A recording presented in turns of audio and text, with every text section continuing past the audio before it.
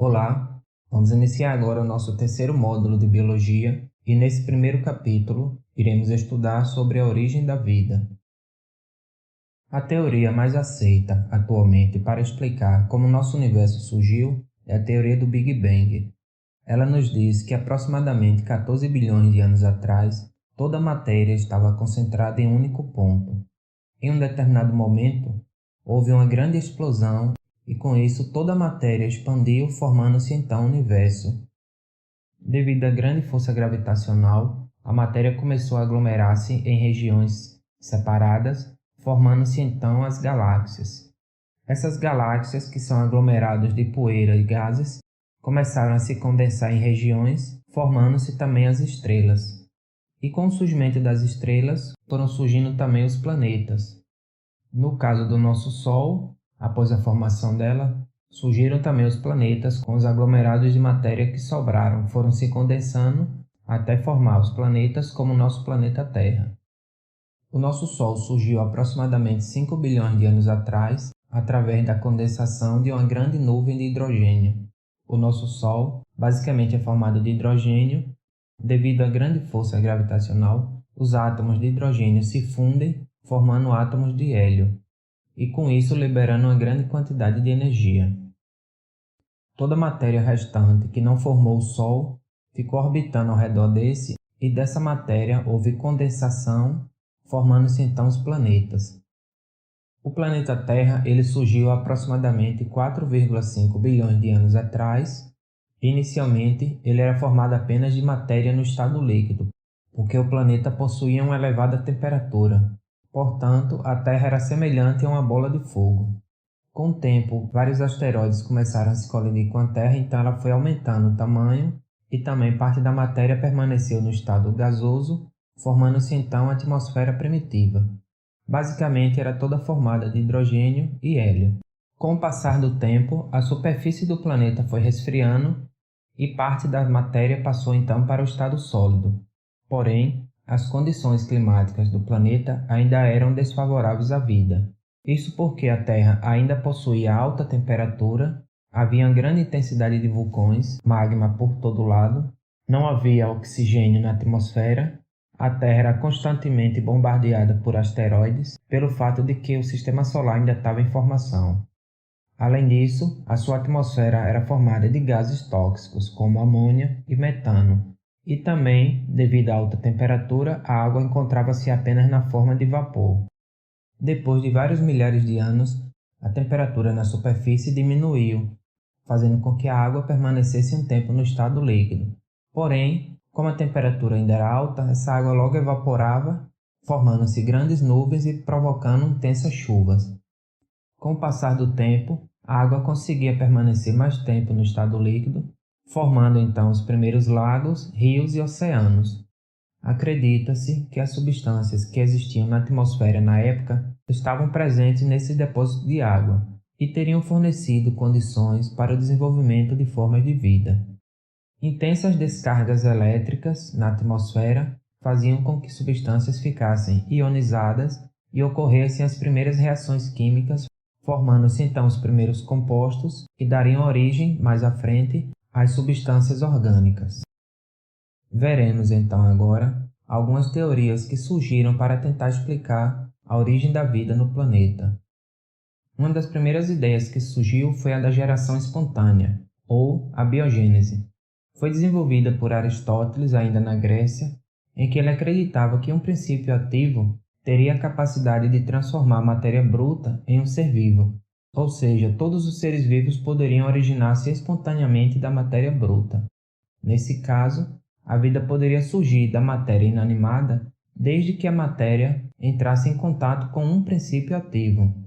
Por exemplo, o calor, umidade e o lodo do pântano poderiam constituir-se em elementos fundamentais para a ativação da matéria bruta em matéria viva, formando-se, por exemplo, alguns animais que viviam nessa região. Essa ideia de que a vida poderia surgir da matéria inanimada, ela perdurou por muitos séculos. Inclusive, um famoso médico e cientista, conhecido como John Helmont, ele chegou até a receitar uma fórmula para produzir seres vivos, no caso, ratos. Ele afirmou que bastava misturar uma roupa suada e suja com germe de trigo em um local escuro e esperar 21 dias para se obter ratos. Segundo a concepção dele, os ratos surgiriam da roupa suja junto com o trigo, devido à energia vital presente na roupa, que no caso seria o suor. Obviamente, seus conceitos estavam errados. Hoje nós sabemos que os ratos aparecem vindo de outro local, atraídos pelo alimento, e não porque surgem naturalmente através da roupa. Obviamente, nem todo cientista concordava com a teoria da abiogênese. Alguns cientistas, através de experimentos, começaram a desacreditar da teoria da biogênese.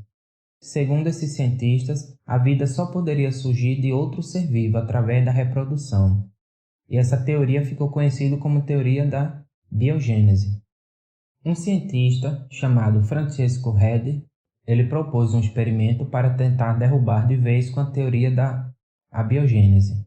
Ele questionou que os vermes que surgiam em carnes ou outros alimentos em decomposição nada mais eram do que as larvas das próprias moscas, ao contrário do que acreditavam os defensores da biogênese, que diziam que os vermes surgiam da própria carne. Ele então propôs o seguinte experimento. Em 6 potes diferentes ele colocou pedaços de carne. 2 potes ele deixou aberto, 2 potes ele vedou totalmente para que não saísse nem mesmo o cheiro, e em outros 2 potes ele colocou apenas um revestimento que impedia apenas as moscas de entrarem. Porém, o ar podia entrar e sair. Após um tempo, as moscas foram atraídas para os primeiros potes e para os últimos.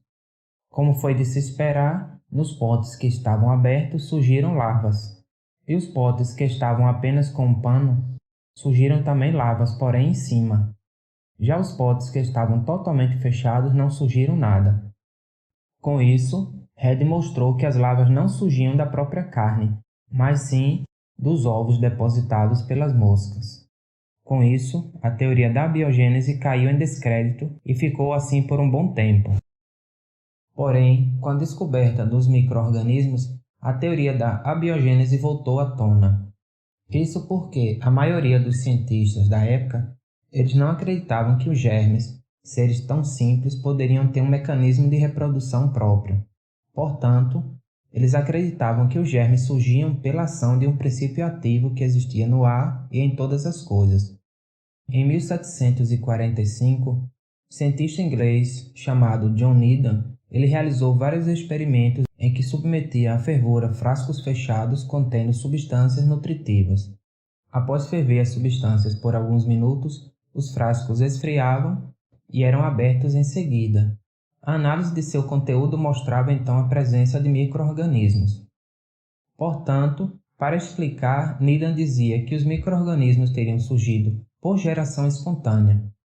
A solução, o caldo nutritivo, continha então uma força vital que era responsável pelo surgimento dos micro-organismos nos frascos. Os adeptos da teoria da biogênese não estavam satisfeitos com o resultado de Needham e queriam provar que, na verdade, os micro-organismos vinham de outra parte e que não surgiam espontaneamente do caldo nutritivo. Então, o pesquisador italiano Lazzaro Spallanzani ele repetiu os experimentos de Needham com algumas modificações, obtendo então resultados diferentes. Spallanzani colocou substâncias nutritivas em balões de vidro, fechando eles hermeticamente. Esses balões foram colocados em caldeirões com água e submetidos à fervura por mais tempo do que Needham deixava, deixando resfriar, e então ele abria os frascos e observava o líquido ao microscópio e verificando que nenhum organismo estava presente no caldo nutritivo. Com isso, ele queria provar que Needham não havia fervido sua solução nutritiva por tempo suficientemente longo para matar todos os micro-organismos existentes nela e, assim, esterilizá-la. Também afirmou que a rolha usada por Needham não vedava completamente o frasco. Como ele fechou hermeticamente derretendo o próprio vidro, então a substância dentro dos frascos ficavam isoladas totalmente do ar. E como ele ferveu bastante, então os micro-organismos existentes morriam. Por muito tempo permaneceu esse debate entre os defensores da biogênese e os defensores da abiogênese. Porém, mais à frente, em 1860, um cientista francês chamado Louis Pasteur conseguiu provar definitivamente que os seres vivos só se originavam de outros pré-existentes. Utilizando como base os experimentos de Spallanzani, Pasteur conseguiu aprimorar esses experimentos e derrubar de vez com a teoria da abiogênese. Pasteur pegou substância nutritiva colocando em vasos de vidro. Ele pegava a abertura e curvava, formando-se então um longo pescoço fino e curvo. Após a fervura, observava-se depois de alguns dias que não surgiam micro-organismos dentro dos vasos. E após alguns dias ele quebrou o vaso, permitindo a entrada de ar. Então, depois de um tempo, micro-organismos surgiam no caldo nutritivo. Com o desenvolvimento dessa experiência, concluiu-se que a ausência de micro-organismos nos frascos do tipo pescoço de cisne mostravam que o ar contém micro-organismos e que estes, ao entrar em contato com o líquido nutritivo, proliferavam-se. No balão intacto, os micro-organismos do ar não conseguiram chegar, pois após a condensação de parte do líquido após a fervura, fez com que o gargalo do frasco funcionasse como uma espécie de filtro, impedindo a entrada de micro-organismos, apesar da entrada do ar. Quando o pescoço dos frascos foi quebrado, os micro-organismos do ar conseguiram entrar em contato com o líquido nutritivo, proliferando-se então. Com isso, Pasteur conseguiu de vez derrubar a teoria da biogênese. Além disso, a técnica desenvolvida por Pasteur serviu de base para o desenvolvimento da técnica de pasteurização, em homenagem a seu nome inclusive. A pasteurização nada mais é do que a técnica de ferver um alimento por bastante tempo e depois resfriá-lo. Com isso, as bactérias presentes no alimento morrem e o alimento consegue ficar preservado por muito mais tempo. Portanto, a hipótese da biogênese passou então a ser aceita universalmente pelos cientistas. A teoria da biogênese permite explicar como a vida se mantém ao longo do tempo, já que os seres vivos vão surgindo de outros seres vivos através do processo de reprodução. Porém, a teoria da biogênese ela não consegue explicar como a vida surgiu na Terra. Então, para esse tipo de explicação de como a vida surgiu na Terra, há várias hipóteses diferentes. Veremos agora um pouco de cada uma. Uma das hipóteses de que a vida surgiu na Terra é a da panspermia cósmica. Ela nos diz que a vida teria sido trazida à Terra vinda do espaço através de asteroides. E essa vida foi trazida para cá por meio de esporos bacterianos que estavam aderidos a meteoros que caíram no planeta. Ao caírem na Terra e encontrarem elementos favoráveis à vida, esses esporos teriam se desenvolvido, formando então os primeiros micro-organismos da Terra. Há diversos argumentos a favor dessa hipótese. Por exemplo, nos meteoros que caem atualmente na Terra, tem sido encontrado frequentemente moléculas orgânicas, provando inclusive que é possível que haja vida em outros planetas. Porém, alguns cientistas argumentam foram apenas as moléculas orgânicas que teriam caído trazidas por esses asteroides, e não vida bacteriana em si. Ou seja, a vida teria surgido realmente aqui, utilizando como matéria-prima essas moléculas orgânicas. Porém, também há alguns argumentos contra essa hipótese da panspermia. Por exemplo, nenhum organismo pode viver no espaço, já que no espaço há uma temperatura baixíssima. Além disso, no espaço há grande concentração de raios cósmicos e também, na hora da queda, quando os asteroides entram na atmosfera da Terra, eles incandescem e explodem. Portanto, dificilmente algum ser vivo poderia sobreviver a tudo isso. Outra hipótese que tenta explicar o surgimento da vida no planeta é a hipótese autotrófica. Ela nos diz que a vida começou a partir de seres quimiosintetizantes semelhantes às atuais arqueobactérias. Ou seja, ela nos diz que os primeiros seres vivos seriam bactérias bem simples que extraíam alimento do próprio meio, através do processo de quimiossíntese. Somente após um longo período começaram então a surgir seres heterotróficos, os fermentadores. Somente após um longo período teriam surgido seres heterotróficos, e somente depois teriam surgido os seres fotossintetizantes, fazendo fotossíntese, com isso surgindo então a atmosfera rica em oxigênio, para só depois disso surgirem enfim os seres heterotróficos que possuem respiração, como nós. Porém, muitos cientistas não concordam com essa hipótese autotrófica. Eles argumentam que a produção de substâncias orgânicas a partir de substâncias inorgânicas é um processo muito complexo que requer vários sistemas de enzimas e também um conjunto de informações genéticas que sejam compatíveis com a produção dessas enzimas. Portanto, eles concluem que a existência de reações metabólicas complexas desse tipo não existiria na Terra primitiva, pois os seres eram muito simples ainda. Hoje em dia, a hipótese autotrófica voltou a ganhar força no meio científico. Isso porque foram descobertas diversas bactérias quimiosintetizantes vivendo próximo a fendas vulcânicas no fundo dos mares. Nessas regiões, que nós chamamos de fumarolas, há diversas bactérias que fazem quimiossíntese, usando o próprio material das rochas. Portanto, afirma-se que os primeiros seres poderiam ter sido bactérias quimiolito-autotróficas, ou seja, bactérias que conseguiam produzir seu próprio alimento degradando matéria inorgânica das próprias rochas. Posteriormente, teriam surgido as bactérias fotossintetizantes e sua produção de oxigênio possibilitou então o aparecimento de seres aeróbios, que realizam respiração. Além da hipótese autotrófica, nós temos também a hipótese heterotrófica.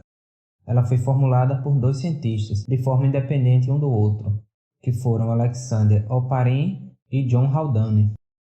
Essa hipótese nos diz que o primeiro ser vivo obtinha alimento do meio, ou seja, ele era um ser heterótrofo, e tenha se originado por evolução química a partir de reações na Terra primitiva.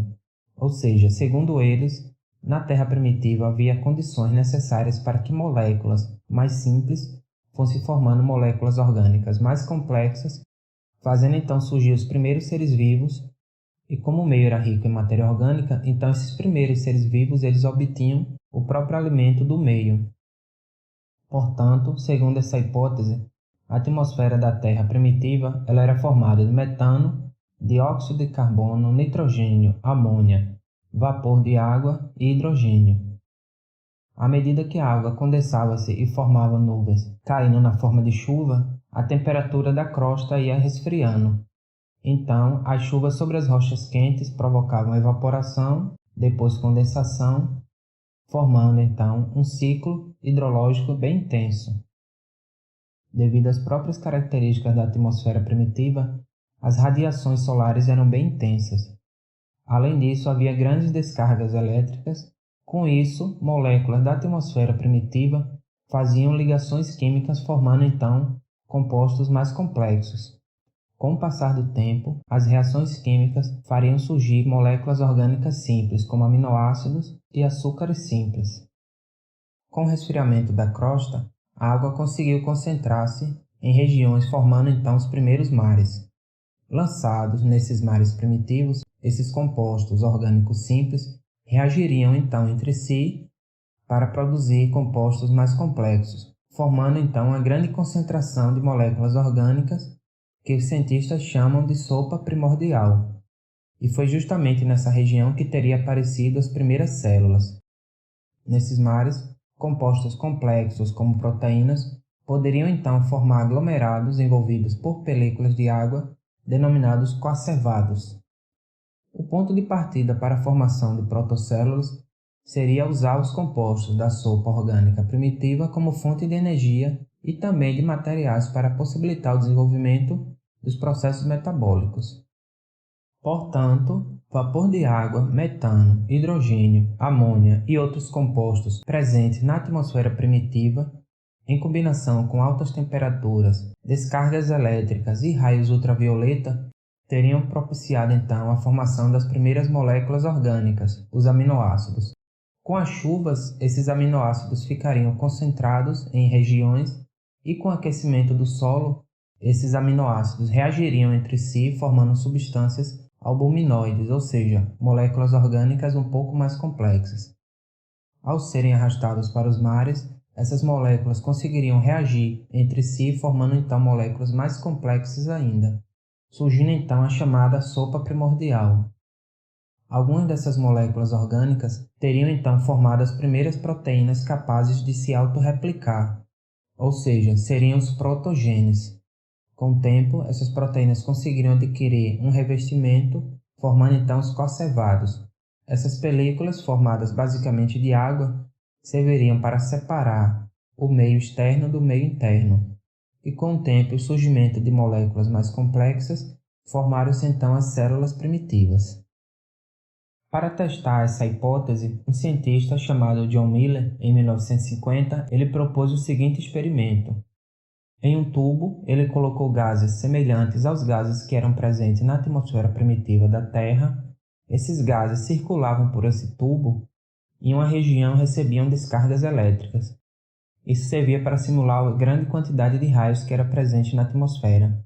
Havia um condensador fazendo com que o vapor de água resfriasse, voltando então para o estado líquido, e a água, depois de resfriada, voltaria a ser aquecida, fechando o ciclo. Após alguns dias, Miller observou que no fundo do recipiente havia substâncias simples como aminoácidos. Portanto, a hipótese de Oparin passou a ser aceita por uma grande quantidade de cientistas. Também baseado na hipótese de Oparin, um outro cientista, conhecido como Fox, ele realizou um experimento muito parecido com o que seria a Terra primitiva. Ele preparou uma solução líquida contendo aminoácidos e colocou essa solução em uma superfície seca e aquecida. Em seguida, ele adicionou a água salgada ao sistema, simulando a água do mar que molhava as rochas, na época. Após algum tempo, ele analisou a solução no microscópio e observou a formação de umas pequenas esferas. Essas esferas, elas tinham a propriedade de aumentar seu tamanho e se dividirem em esferas menores. Observando as esferas mais detalhadamente, ele verificou que elas eram formadas por proteínas em seu interior, resultantes das ligações entre os aminoácidos. Ao redor dessas esferas havia pequenas bolsas, provavelmente formadas por moléculas de água. Com isso, Fox constatou que essas esferas eram muito semelhantes com células bacterianas simples. Na hipótese original de Oparin, não havia referência aos ácidos nucleicos, e nem se sabia na época que eles constituíam os genes. Porém, os cientistas hoje em dia especulam que provavelmente a primeira molécula de informação teria sido um RNA primitivo. Isso porque pedaços de RNA eles possuem atividade catalítica, ou seja, eles permitem a produção de outras fitas de RNA a partir de um molde. Isso permitiria explicar o eventual surgimento e a duplicação dos ácidos nucleicos na ausência das complexas polimerases que atuam hoje em dia. Ou seja, o que eles argumentam é que primeiro teria surgido a molécula de RNA e essa seria capaz de produzir cópias de si mesmo, iniciando então o primeiro ciclo de vida nos seres primitivos. Somente muito tempo depois é que teria surgido o DNA. Portanto, eles acreditam que os primeiros DNAs teriam sido feitos a partir de um molde de RNA, isso porque esse mecanismo ele já existe em alguns vírus que nós chamamos de retrovírus. Ao estudarem de forma mais aprofundada as mitocôndrias e os cloroplastos das células, os cientistas ficaram intrigados pelo fato de que tanto as mitocôndrias quanto os cloroplastos eles possuem seu próprio DNA, ou seja, não é o DNA da célula em si o responsável pela produção das mitocôndrias e cloroplastos, mas sim as próprias mitocôndrias que conseguem produzir suas próprias cópias. Então, os cientistas desenvolveram uma teoria chamada teoria endosimbionte. Eles argumentaram que em algum momento no passado, as mitocôndrias, tanto as mitocôndrias quanto os cloroplastos, eles seriam seres independentes. Porém, em algum momento, alguma célula fagocitou essas mitocôndrias e ao invés de elas serem digeridas, elas teriam permanecido dentro das células. Com isso, as mitocôndrias primitivas forneceriam energia para a célula e, ao mesmo tempo, a célula, por ser maior e mais complexa, conseguiria mais fácil nutrientes para as mitocôndrias, formando então uma simbiose entre si, chegando ao ponto de que essa simbiose tornou-se permanente. Quando uma célula se dividia, as novas células formadas já vinham com suas próprias mitocôndrias. Hoje em dia, sabe-se que nós herdamos as mitocôndrias apenas da nossa mãe. Da mesma forma teriam sido os cloroplastos, portanto, as células vegetais teriam surgido no momento em que alguma célula primitiva teria fagocitado uma bactéria fotossintetizante, formando então uma simbiose semelhante com as mitocôndrias, surgindo os cloroplastos e, portanto, as células vegetais. Resumindo, há várias hipóteses para tentar explicar como a vida surgiu na Terra.